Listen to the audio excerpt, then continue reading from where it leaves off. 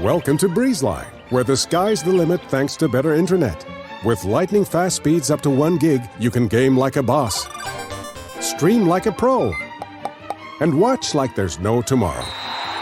Stream, watch, post, send, and trend. Do it all with our fiber-powered network, bringing you reliable, fast internet. Welcome to BreezeLine. Visit breezeline.com for latest offers. Service subject to availability. New customers in select areas only. Visit breezeline.com for details.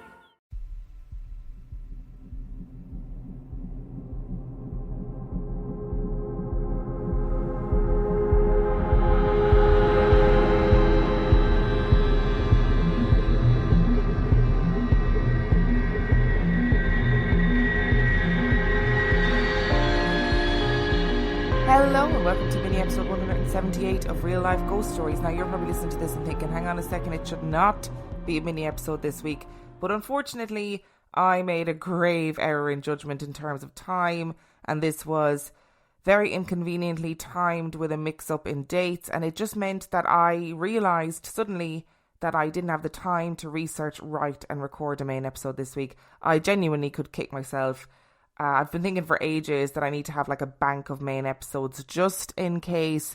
And this is exactly a lesson in why that's very important. So I'm really sorry, but instead of a main episode this week, it will be a mini episode and all will be back to normal next week.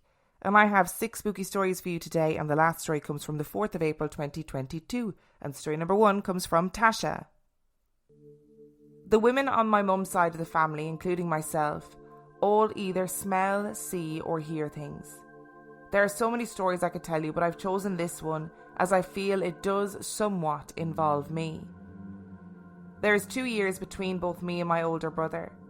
When he was just a few weeks old, my mum went in to check on him in his cot. My brother had stopped breathing and he had turned grey, and she screamed for my dad. My dad managed to get him to start breathing again, and they went to the hospital immediately. The doctors told my parents that if my mum hadn't noticed, then my brother would have been a cot death. To say my mum was paranoid that my brother would again stop breathing through the night was an understatement. My mum was a very typical protective Scottish mother.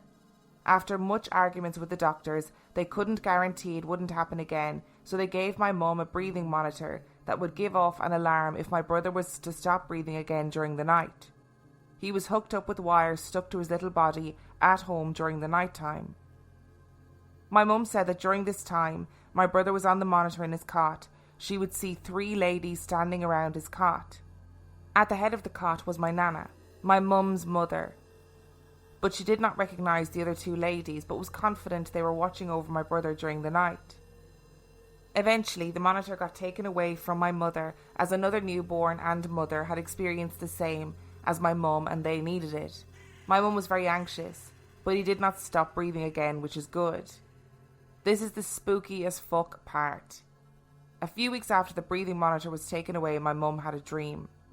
I feel it's a very good time to input that my mother, even in the 25 years since I can remember, has always said she never remembers her dreams or has vivid ones. She can still remember every single detail of this dream almost 28 years later. I had her retell me the dream for the purpose of this email. There was no setting. Everything was black. There was no ground that she stood on, just a black void all around her. She is standing staring into the darkness, and this figure fades forward. The only way she can describe him is a phantom. He wears a long black coat that covers his whole head and face. She can't see any distinguishable features, no feet, no arms, nothing. Just a floating cloak. He held 2 babies, 1 in each arm, a boy and a girl. My brother was the boy. She 100% knew it at the time. She tells me not to ask her how, but just explains that when you're a mother, you can't mistake your own baby for another. The little girl was me. She said she didn't realise it at the time, as I wasn't even conceived, but it was me. She knows it because when I was born, she knew she had seen me before. The phantom stood and stared at her, and he puts my brother towards her and says, "I take your son, I give you girl." My mum, being greedy and cheeky, says, "No, I want them both." My mother had always wanted a daughter, so you can see why she wanted both. It recoiled as if my mum had offended it. It then said, "I give you girl, I take your son." My mum said at this point she cried out no, that she wanted her son back. The phantom handed her my brother and then faded into the blackness with me. A short time after that, my mum fell pregnant. What's really strange about this is my mum was on contraception at the time of her pregnancy. I don't want to go into too much detail, but they were taking a lot of precautions as they also had my oldest brother to feed and care for on only my dad's army wage, which wasn't much in the 90s. My auntie's words to my mum when she told her was that it was a gift from God. 9 months later, I was born, the little girl from my mum's disturbing dream. My mum always says that she thinks that dream was a test and that she thinks that she passed. I have no idea, but all I know is that I have been obsessed with the paranormal and I hear and smell things when I'm in active places. Me and my brother were near enough joint at the hip growing up and still are to this day. He's my best friend and we have had a very unique bond.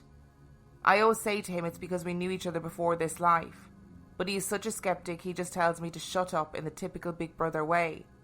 I think your mother and father lived through what is every parent's worst nightmare, and obviously the outcome was good in the end, which is a good thing. But if I was a parent in that situation, I think I'd be absolutely paranoid as well, and not knowing what to do, and be terrified to let my child go to sleep, and all of those terrible things that come with a near miss like that. And that dream sounds so strange. It does make you wonder what's going on sort of just beyond the veil.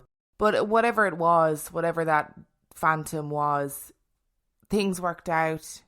Your brother is okay, you're here and okay, and your brother and you have a really good relationship. And listen, that's what matters. And story number 2 comes from Zara.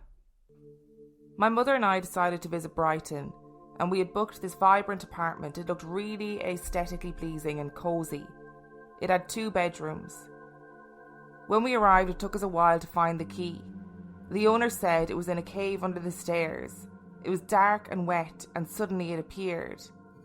We got into the apartment and I felt really negative energy. I felt heavy and sad. We started to tour the apartment and realised how far our rooms were. One was in the back and one was in the front. I decided on the one in the front because it looked pretty. However, as I entered, I saw a room inside my room. It had a glass window. At first I thought it was a bathroom, so I went to open the door and found it was locked. It made me feel uneasy, and it was dark inside, so I couldn't see what was in there. I pushed my phone up against the window to see inside, and there were tons of black and white pictures of a girl and children's toys and paintings this child had probably done. I brushed it off and thought, oh, it's just a private room. But the window was over my bed, so I struggled to sleep. The apartment was cold, and there was an awful smell in the living room. We opened all of the windows, but the smell just wouldn't go. The apartment had old antiques, but there was something about the sofa that terrified me, so I just sat on the chair. The first night I was too scared to sleep in my room and went and slept with my mum instead. I could just hear footsteps and tapping, but I prayed and closed my eyes and eventually I fell asleep. And the next day my stepdad came to stay. I was relieved. He was extremely religious and always prayed, and I thought maybe the spirits would back off for a while. We made breakfast and I went to brush my teeth. My stepdad called me and said, "There's a cat." And I rushed out in excitement, but the cat just stared at my mum, who was sat on the sofa. It paid no attention to me or my stepdad, but just stared at my mum. I knew something wasn't right. The third night was my stepdad's final night there, and I prayed and fell asleep. I'm a deep sleeper and cannot wake up ever. I've like 50 alarms. My mum's always screaming at me to wake up. However, I got up, but I kind of rose out of bed and walked straight into the living room and sat right in the middle of the sofa. I had left my phone in the room, and when I looked out the window, it's pitch black. Terrified, I ran back to bed and prayed and went to sleep. In the day, my stepdad left me and my mum, and we were terrified, and my mum booked a hotel for the last night. We packed in 5 minutes, called a cab, and as my mum went to shut the door, it wouldn't close. She was fighting it. And I wasn't aware of this until she reached the hotel and told me that it felt like there was somebody holding the door open. The whole thing sent shivers down my spine. I don't blame you. That room or that Airbnb sounds really scary. I'd love to look at the other reviews and see what the other reviews say, whether they're like, yeah, the Airbnb was fine, but there was that scary room with all the pictures of the girl in it. And I know when you go and stay in Airbnbs, like, they can be a bit quirky sometimes. They can be a bit different. You can come across weird things in Airbnbs. But if I was staying in an Airbnb and there was a window into my bedroom and through that window there was another room that was full of like children's toys and pictures of a little girl, I'd have things to say, I think. And if I was in an Airbnb and there was a whole series vibe going on, I'd find that very difficult. It sounds like you and your mum made the right decision by going and staying in a hotel for the last night of your stay. I would have done the same thing. Today's episode is brought to you by HelloFresh. Welcome back, everyone. So good to see you all back again this week. It is such a shame that Chupacabra couldn't make it, but given the reports this week that he is in fact a dog, perhaps Monsters Anonymous is not the best place for him. Now today, we're going to recap on what we learned last week, which was... That's right! HelloFresh, America's #1 meal kit. You guys were really paying attention. So how can we use HelloFresh as a great alternative to hunting and consuming humans? You've all got New Year's goals, and HelloFresh is here to help you achieve them. Skip the grocery store and skip that eternal rat race of hunting humans and take control of your time and budget with delicious recipes delivered right to your cave without all of the worry of being caught on camera and put in a paranormal YouTube compilation. Okay, Mothman. I appreciate your contribution, but remember last week we talked about using our indoor voices or indoor echolocation. You are very loud in this small space. Also, please keep the death prophecies to the end of the session as it upsets the other entities. Thank you. Let's continue. With HelloFresh, eating well in the new year can be stress-free and delicious. With over 35 weekly recipes, they have the options that you're looking for to help you achieve those goals. Choose calorie smart and carb smart recipes, or even customize select meals by swapping proteins or sides, upgrading your proteins, or adding protein that isn't human to a veggie dish. Also, I'd like to think I wasn't this patronising as a teacher, but I probably was. And I can tell you that I have received a whopping 89 HelloFresh boxes thus far, and I love it. Helps me to eat better, save money, limit my food waste, etc. Okay, Bigfoot. I love that you are trying really hard, but I'm going to go ahead and ask you to remove my leg from your mouth, okay? Some people are into it, not me. Why don't you use that energy to go to hellofresh.com/reallifeghoststories22 and use code reallifeghoststories22 for 22 free meals plus free shipping. Now everybody say it with me. That's hellofresh.com/reallifeghoststories and use code reallifeghoststories22 for 22 free meals plus free shipping. Welcome to BreezeLine, where the sky's the limit thanks to better internet. With lightning-fast speeds up to 1 gig, you can game like a boss, stream like a pro, and watch like there's no tomorrow. Stream, watch, post, send, and trend. Do it all with our fiber-powered network, bringing you reliable, fast internet. Welcome to BreezeLine. Visit breezeline.com for latest offers. Service subject to availability. New customers in select areas only. Visit breezeline.com for details. And story number 3 comes from Brian. In 2003, my grandmother died of ALS. For those that do not know the disease, it is a genetic disease with no known cure, which slowly degenerates the muscle neurons in the body, and patients mostly die of suffocation. Although my grandmother's battle with ALS was relatively short, it was painful to watch my grandmother, who was once so full of life, energy and grace, slowly lose her ability to walk, talk, and eventually perform the most basic motor skills. In fact, at the very end, my grandfather, who was a doctor, would feed her through a straw as her throat muscles were not functioning properly. She begged him to end her life as the pain was insufferable. She eventually succumbed to ALS on All Saints' Day, November the 1st, 2003. I remember being picked up from a Halloween sleepover and my mom broke the news to us and I was absolutely devastated.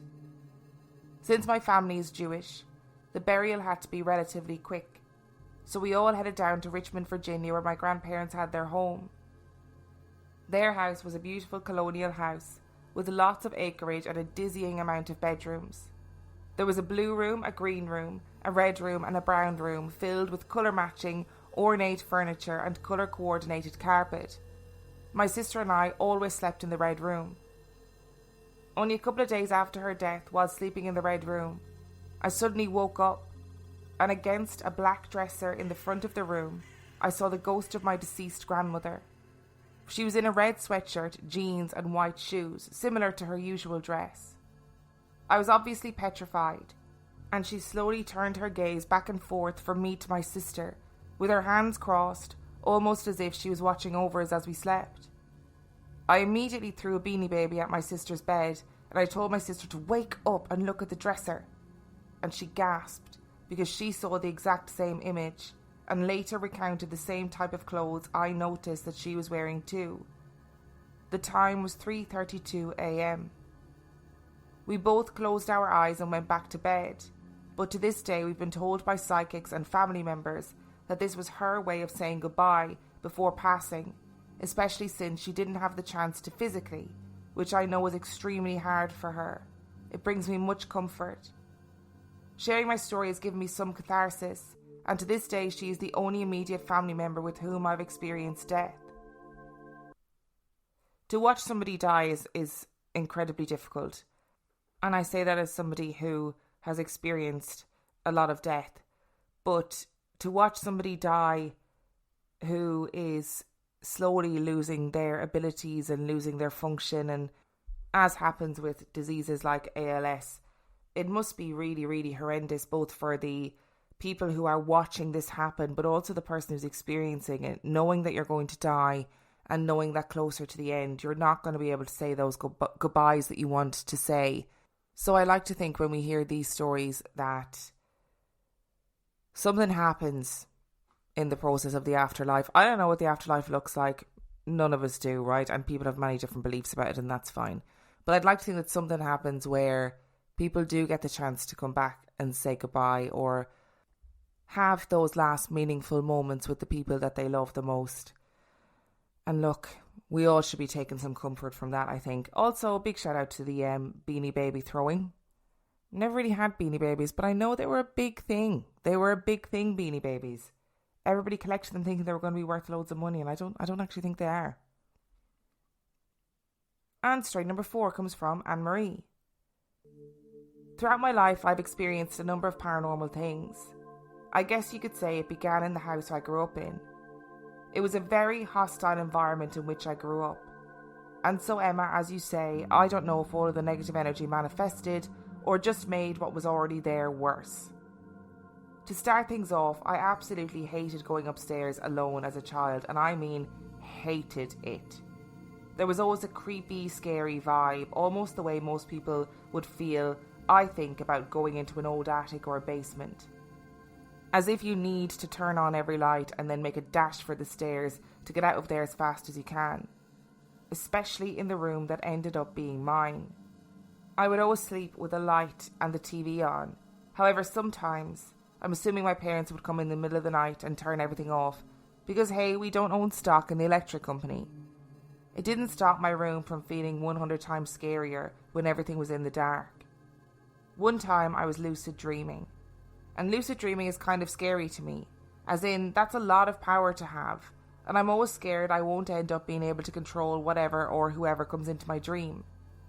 Anyway, long story short, during this dream I woke up within the dream, walked out of my door and down to where the bathroom was. There was something off about it, and I could tell that I wasn't alone, and for whatever reason I realised I wasn't actually awake. so I made myself wake up. And I did, only I was still in the dream. I repeated the same actions as before, and was literally fighting with my mind and my body to get myself to fully wake up. It almost felt like I was not in full control, because if I had been, I would have been able to wake up all the way I wanted to. That was one experience. Now, we've always heard strange sounds like footsteps upstairs when no one is there and such like. I've also smelled cigarette smoke in random spots when there's no one there, and no one in our house smokes. My dad's late grandparents smoked a lot, and I always believed it was them. I've also witnessed the shower curtain lift itself up onto the tub when no one was around it, and no logical explanation for what I saw. I would also sometimes feel a finger somehow swipe at the covers over my head. Just one single swipe. And once when I mistakenly left my hand out from the covers, I felt a finger trace my palm. All of that alone is enough to be like, okay, that's enough touching now. However, there was one night in particular that was the epitome of everything that I've experienced. Well, at least in that house. I was in my sister's room sleeping in her bed, as she was at a friend's house. I sleep with the covers pulled over my head, I always have.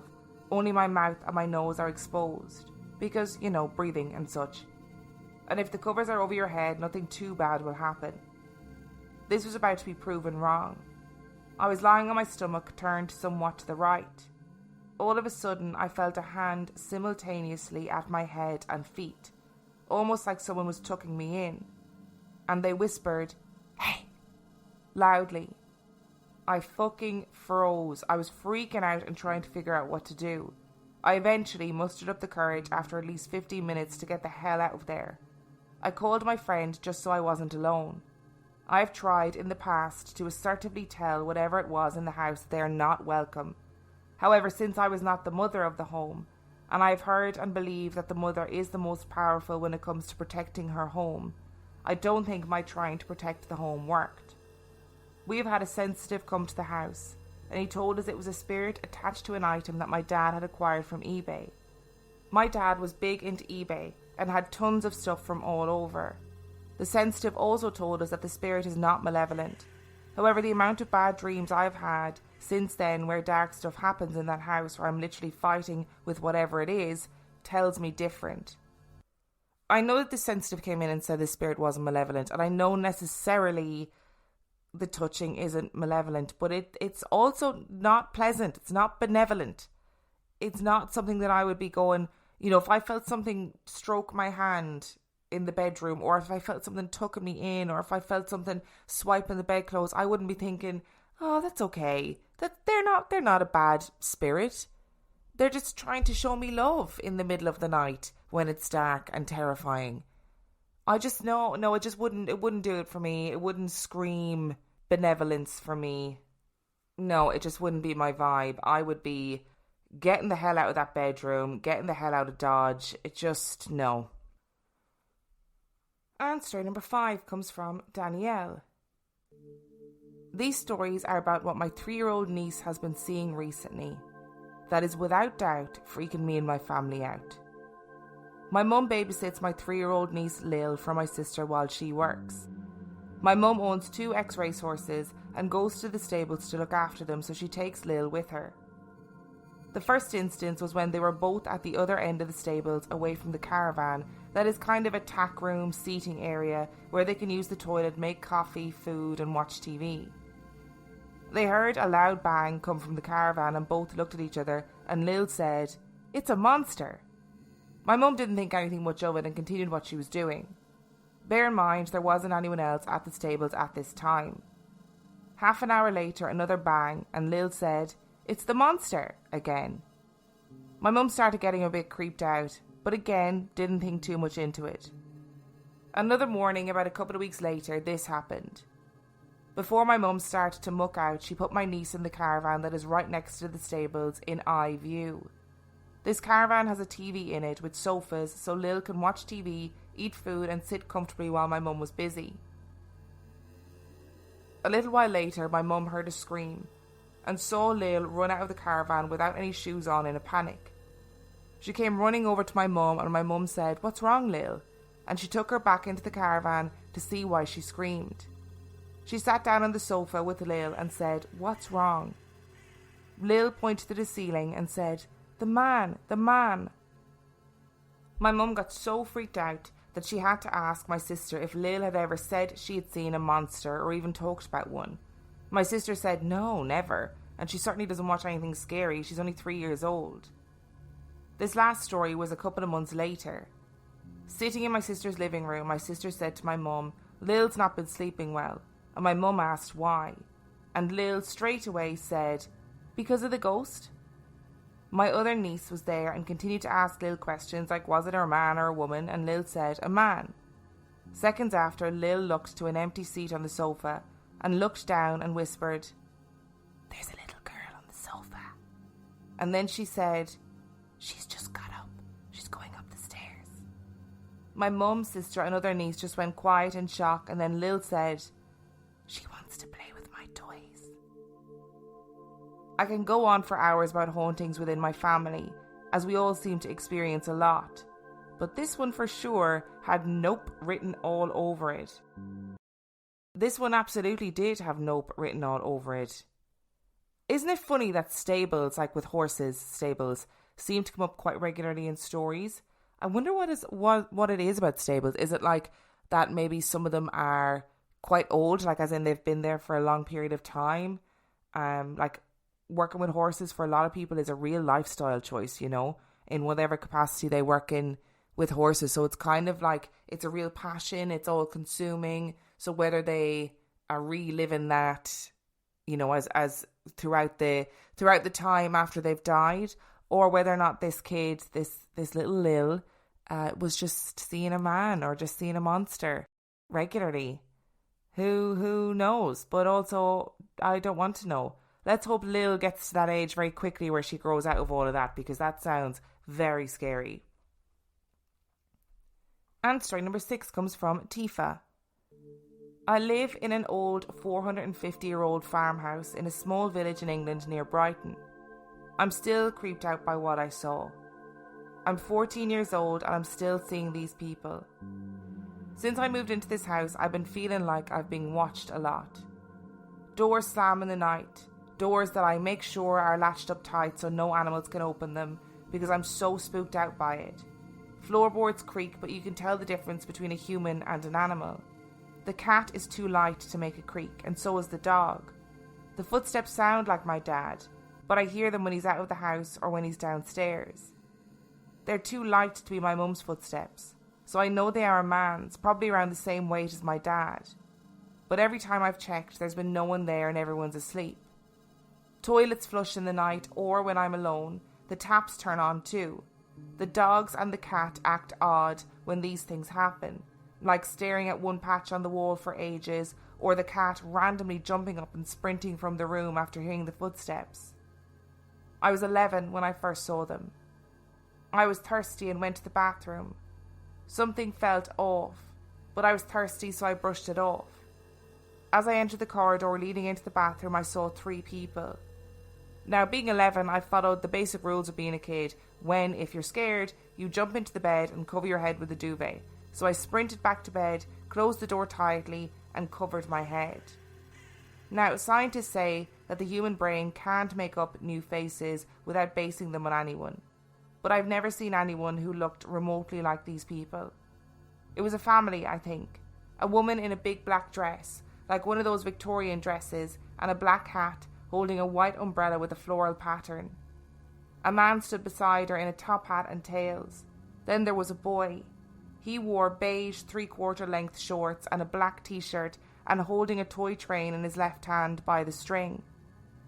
Their eyes were bright white, but other than that they looked completely normal, despite the fact they looked like they were from the Victorian era. Their clothes and faces were burnt. I know there was a fire in the barn on the farm around 100 or 200 years ago, because some of the beams are still there, left because they were strong enough to stay and support the roof. But no matter how hard I try to find out any info about the house, I never can. It's like it doesn't exist. It's 450 years old. It's not like it's particularly recent, so it's slightly odd I can't find anything about it. I'm 14 now, as I said, and have been seeing these people and hearing things every few months since. always around the same time, 11 or 12 at night. Oh, listen, Tifa, I'm really sorry that you are seeing these people in your house. Is it worthwhile talking to your parents about it? I don't know if you already have. You haven't alluded to whether or not you have. But is it worthwhile talking to them and saying, look, I'm getting a bit freaked out. These are the things that happened. And maybe they might be able to help you to manage your feelings around it, or maybe they're experiencing something similar, or it might be just worthwhile having a chat with them and see if they go, oh, okay, we've been hearing noises too, and then at least you won't feel like you're alone in experiencing it. And I think you're right to try and find out some stuff about the house. 450 years of history is a long time, so it might be a pretty good project to try and find something out, but I don't know where you could find it. I'm not very good with finding that kind of information. I know obviously there's lots on the internet, but I wonder if your local library will have archives about plans for the house, or people that have lived there, or even some sort of census for who used to live in the house, because it might give you some peace of mind about who these people are that you're seeing. And luckily, from what it sounds like you're saying, I know that it's not pleasant to be seeing these things, but it doesn't sound like it's anything that's particularly malevolent, which is maybe a good thing to hold on to.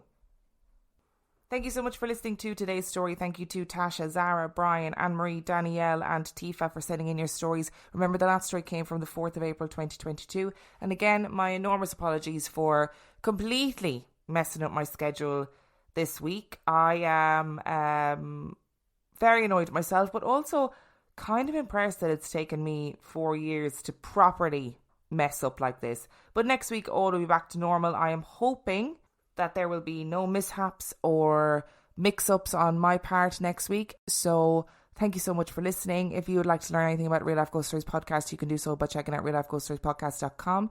If you are desperate to find some new Real Life Ghost Stories content, there is loads of content on Patreon, patreon.com/Real Life Ghost Stories, where for $5 a month or $2 a month you get access to heaps of extra content, but also every single main and mini episode completely ad-free. And on that note, I shall see you next time.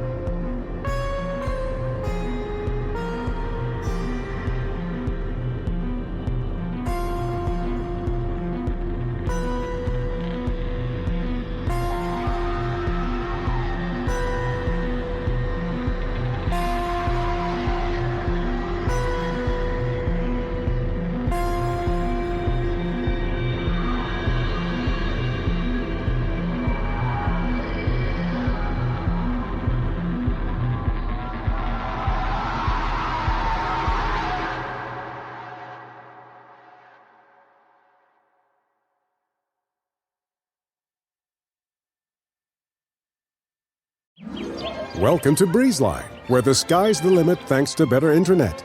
With lightning-fast speeds up to 1 gig, you can game like a boss, stream like a pro, and watch like there's no tomorrow. Stream, watch, post, send, and trend. Do it all with our fiber-powered network, bringing you reliable, fast internet. Welcome to BreezeLine. Visit breezeline.com for latest offers. Service subject to availability. New customers in select areas only. Visit breezeline.com for details.